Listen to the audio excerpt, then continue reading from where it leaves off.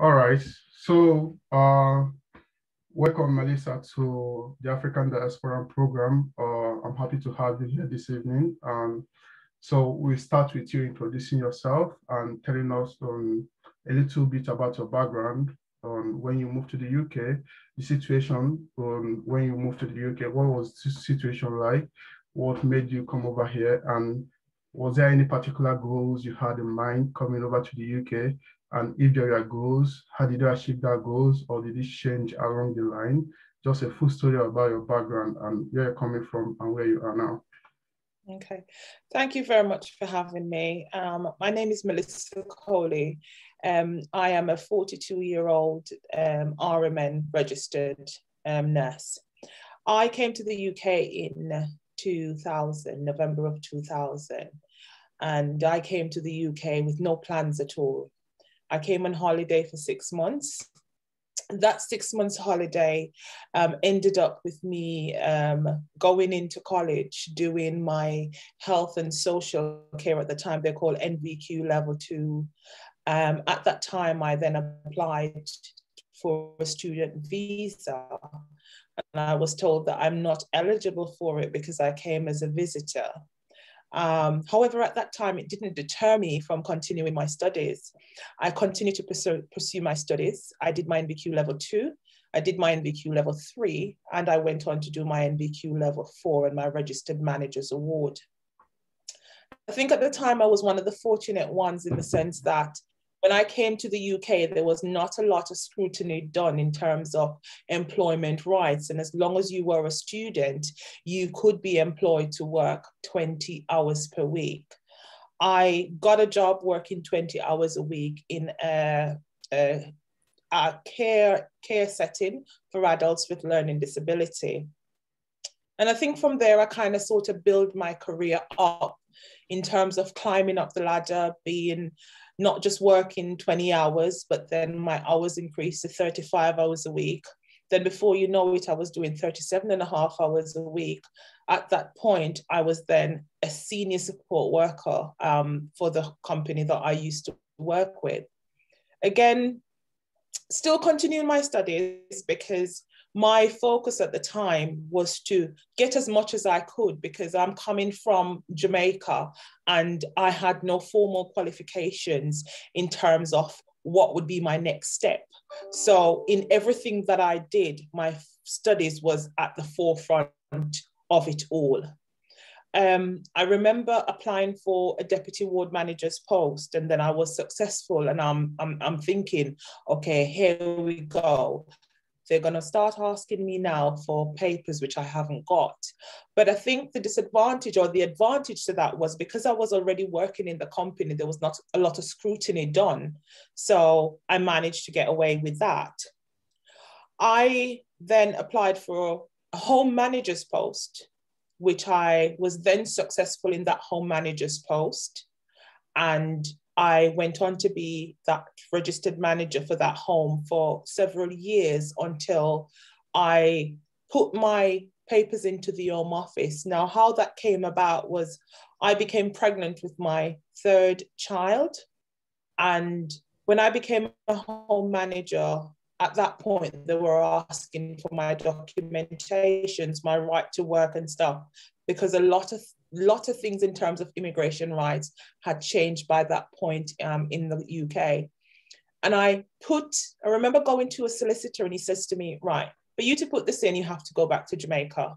And I'm like, there's no way I'm going back to Jamaica. I've done so much studies. There's a lot more that I want to achieve that I haven't achieved. And by me going back to Jamaica, I'm never, ever going to achieve it. So I kind of dismissed it and left it for about 6 months. And then after that, a friend of mine recommended me to his solicitor, and I went to him. When I went to him, he said to me, right, Miss Coley, you don't need to stop working. All you need to do is to provide me with a 6 months bank statement, all your kids' records, school reports, go and do the Life in the UK test. All of that, I went and I done it. And within 6 months, I heard back from the Home Office with my indefinite leave to remain. I'm not saying that it's possible now, but what I'm saying is through determination, anything is possible. And if it was a case where I had given up when they said to me, go home, I would have stopped my studies. But I continued my studies. Through it all, I continued my studies. And at that point, when I was given my indefinite leave to remain, I went straight away and I registered into university to do my nursing qualification. Okay. Again, at the age of 32, with 2 young kids and pregnant, about to have a baby, is that the right thing to do? But again, through determination, opportunity comes but once. And once you get an opportunity, it is up to you to grab it and make the most of it with 2 hands. And that was what I did. I went on to university. It was hard the first year. I was going up against young students that had just left college. I'm a mature student. I've got no formal GCSEs or CXC subjects. I don't know what it is to do academic writing. I don't know what it is to reference stuff. And all of that was new to me. But I grabbed the opportunity with both hands and I made the most of it. I qualified as an RMN in 2014 and I started practicing as an RMN.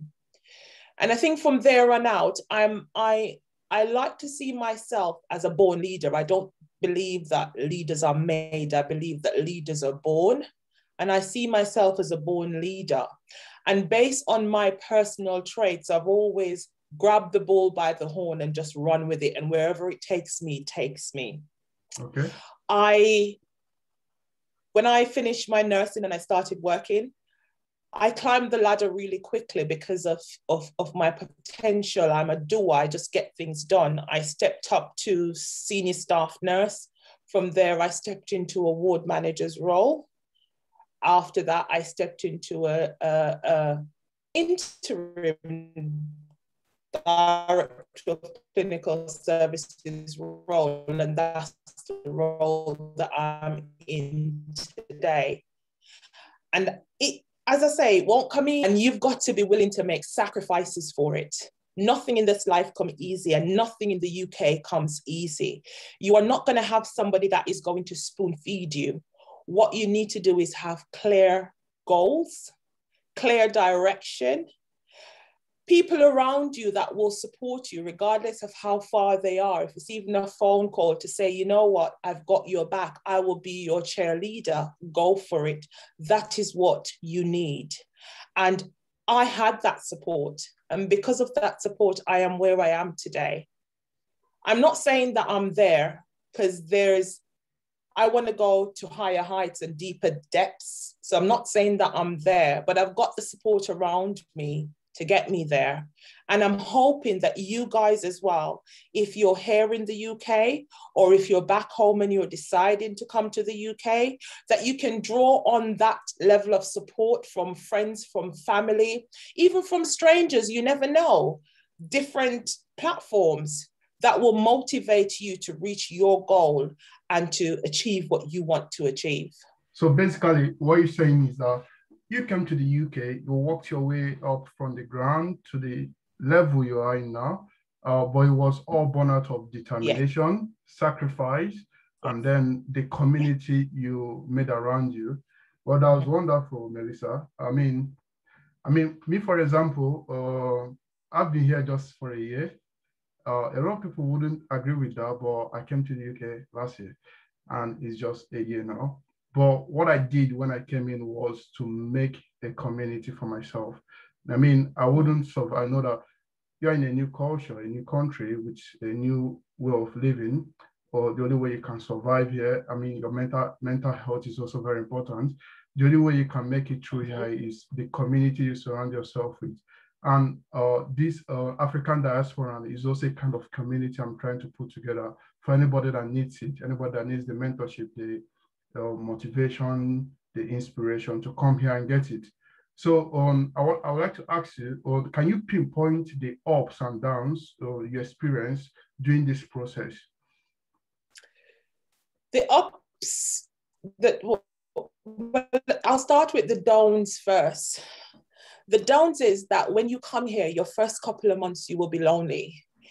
If you haven't already got friends or family here, you will feel lost. You will feel out of place.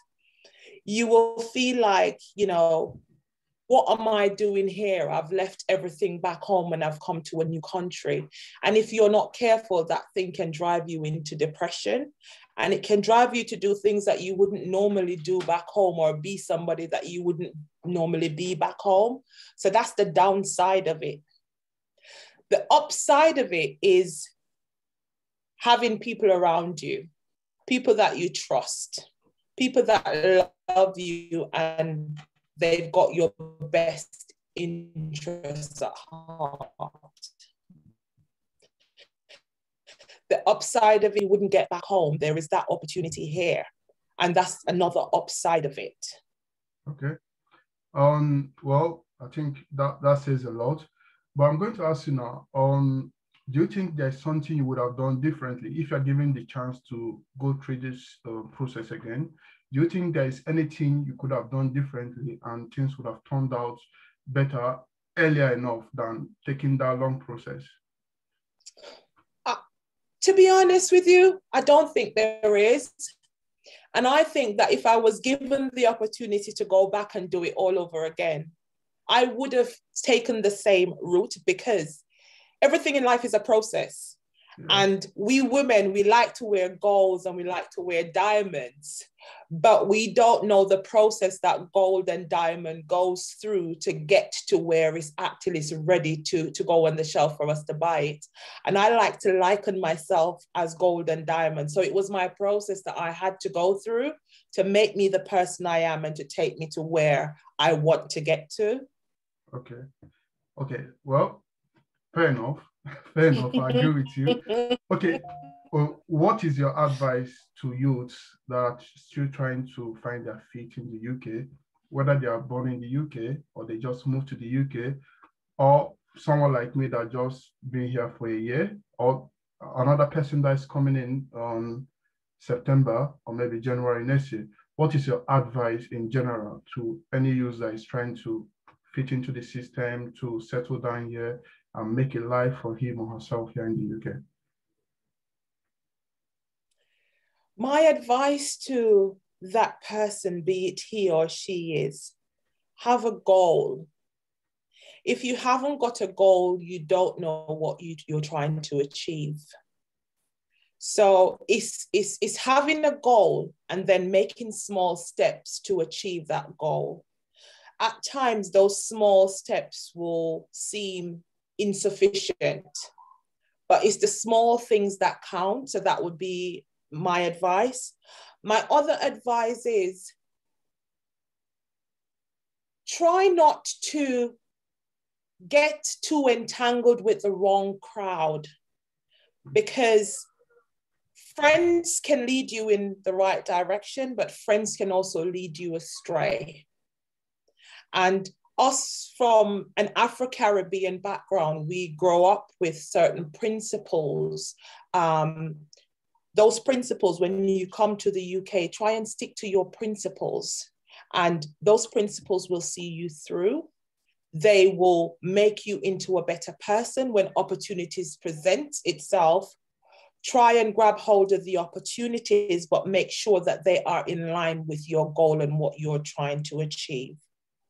Okay, I think that says it all. Have a goal, stick to your principle, and then you'll be a living testimony like Melissa here. I think that's a good advice. I mean, personally, I will never leave the principles I have. Nigerians, I'm a Nigerian, and I know that we'll have loads of principles at home, loads of principles at home. But you come to a new place that seems a little bit loose on principles. But what I will never do is forget where I'm coming from, and especially those principles, and then focus on the goals, and then I'll be a living testimony just like you. Okay, so thank you very much for that advice. I believe anybody that watches this interview will grab a lot from it. But before we go, one other question. What do you think about this program, the African Diaspora? What do you think about it, and how do you think it's going to help youths out there? I think it's very, very beneficial in this day and age, because I think we've got a lot of youths out there, especially from our Afro-Caribbean descent background, that they don't seem to have a sense of direction, that they're not sure where they're going, or they're not sure what they want to do. So I think it will be beneficial in terms of giving them some sort of a goal post, or giving them some sort of guidance, leadership, mentorship, in which that they can draw on and say, you know, okay, this is what I want to do. This program is here to help me, or I've got people on there that have done it. So it will motivate me to say that, you know, I can do it as well if I've got the determination. So I think it will be very beneficial to our youths of today's society. Okay, thank you very much. I'm happy to have you here on this program. I mean, it's lovely for you to jump on this just a day after hearing about it. I'm happy to have you here. Would you be open for questions, maybe from these African stars, these mentees? Maybe when they watch this video, they might have one or two questions, and they're going to drop it on the comment section. Will you be open to reply any important question that might be directed to you? I'm open to answer any questions at all that are directed to me, yes. All right, perfect. Thank you, Melissa, for joining me once again. And I'm happy to have you here. It's an honor to have you here. Thank you very much. The pleasure was all mine, Kingsley. Thank you very much. All right.